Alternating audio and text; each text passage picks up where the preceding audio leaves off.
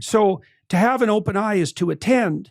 And so you might say, well, if you've missed your adventure, Carl Jung said, modern man doesn't see God because he doesn't look low enough, which is a very interesting way of conceptualizing. It's like one of the things I try to do in this new technology we're developing with essay, but also as a theme in We Who Wrestle with God, is to point out that you can learn to watch.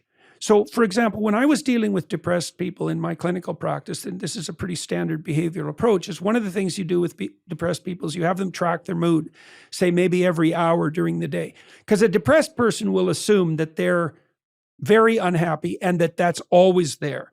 But if you get them to track it, what you find is they may be comparatively unhappy, but there is variation. So there'll be times when they're much more miserable than usual, but also times when they're less miserable. And they may not even really know when those times are without tracking it. So one of the things typically is depressed people will isolate themselves because they think they don't want to see anyone. But if you have them track their emotions, you find that when they're with other people, they're almost invariably less depressed. Okay, so imagine now I had you make a map of your emotions across a week and we associated the emotions with what you were doing. What we'd find is some of the things you were doing were making you much more depressed and some of the things less.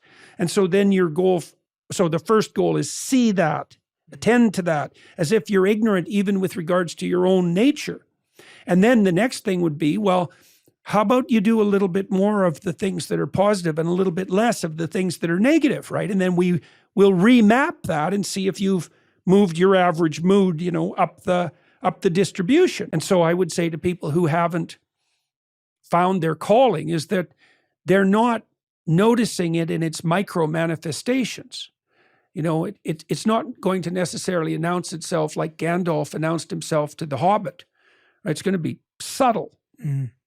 Things bother you, that's part of your adventure. Like there's going to be certain things that grip you and disturb you, and those are the problems that you're destined to have to contend with. And you might be annoyed about that because you think, I don't want to have any problems. It's like, no, you actually probably want to have some serious problems that you can contend with that are going to occupy you, some responsibilities. And then there'll be the things that clearly motivate your movement forward.